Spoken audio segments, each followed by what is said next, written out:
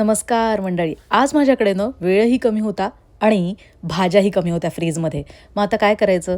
तर ज्या थोड्या थोड्या रंगीबेरंगी भाज्या उरल्या त्यात एक मी छानशी साधी सोपी भाजी केलेली आहे. हा साधा सोपा भाजीचा प्रकार खायलाही तितकाच रुचकर लागतो, झटपटही होतो आणि थोड्या थोड्या भाज्यांमधनंही एक मस्त भाजी तयार होते. तर चला करूयात. तेलाची फोडणी घालायची आहे आपल्याला. त्याच्यानंतर जिरं, मोहरी आणि थोडंसं हिंग घालायचं आहे. मग लसणाच्या 2 पाकळ्या घालून छान परतवून घ्यायचे आहे, थोड्या कुरकुरीत होईस्तोवर. मग त्याच्यामध्ये एक मोठा कांदा होता, त्यातला थोडासा चिरलेला कांदा मी बाजूला ठेवला आहे. तो कशासाठी तो नंतर सांगते. आणि हा बाकीचा उरलेला चिरलेला कांदा मी याच्यात घातला आहे. याच्यासोबत खमंगपणासाठी 2 मिरच्या घातल्या लाल. या खमंग मिरच्या खमंगपणा तर भाजीला येतोच, पण दिसतातही छान. कांद्यासोबत त्याला छान परतवून घ्यायचं आहे. त्याच्यानंतर एक जो बटाटा आहे तो एकच उरलेला तो मी याच्यात घातलेला आहे आणि त्याला छान शिजवून घेतला आहे 2-4 मिनिटासाठी. बटाटा नेहमी भाजीला पुरवठा म्हणून फार उपयोगात येतो. आज तो माझ्याही उपयोगात आलेला आहे. त्याच्यानंतर 2 लाल चटुक्क टोमॅटो होते, छोटे छोटे होते, त्याच्यामुळे 2 घेतले. मोठा असेल टोमॅटोचा आकार तर तुम्ही एकही घेऊ शकता.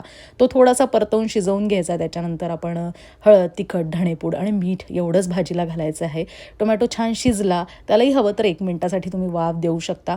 बटाटा शिजायलाच थोडासा जास्त वेळ लागतो या भाजीत, म्हणजे अगदी मऊ होण्यासाठी. बाकी या भाजीला जास्त वेळ लागत नाही. थोडी जिरेपूड नंतर घातली आहे. पालकाच्या भाजीला जिरेपूड अतिशय छान लागते, नक्की घाला. आणि जो थोडासा पालक होता, जो खूप कमी होणार होता शिजून, त्याच्यामुळे या बाकीच्या भाज्यांनी मिळून ही भाजी एकदम परिपूर्ण झालेली आहे. तर अशी ही भाजी आपली झटपट तयार होते. पालक शिजायला जास्त वेळ लागत नाही. फक्त थोडी रसरशीत हवी होती म्हणून अगदी 2 चमचे पाणी मी याच्यात घातलं आहे. ते तुम्ही हवं तर स्किप करू शकता. आता गॅस बंद करून टाकायचं, झाकण ठेवायचं आणि भाजी शिजलेली असतानाच किंवा शिजत असतानाच जो थोडासा कांदा मी बाजूला ठेवलेला होता चिरलेला, त्याची एक मस्त उन्हाळ्यातली खास कोशिंबीर केली आहे. याच्यामध्ये कांदा, कोथिंबीर, मिरची, थोडं जिरेपूड, मीठ आणि घरचं लावलेलं दही घालायचं आहे आणि अशी झटपट आपली सुंदर कोशिंबीर तयार होते. कांद्याची दह्यातली कोशिंबीर खास उन्हाळी पदार्थ हे नक्की करायला विसरू नका. खूप छान लागते ही कोशिंबीर आणि त्याच्यासोबत ही आपली रंगीबेरंगी सगळ्या थोड्या थोड्या उरलेल्या भाज्यातनं झालेली छानशी भाजी. असा साधा भेद आहे अगदी. तर उन्हाळ्यात असा साधा भेद करायला विसरू नका.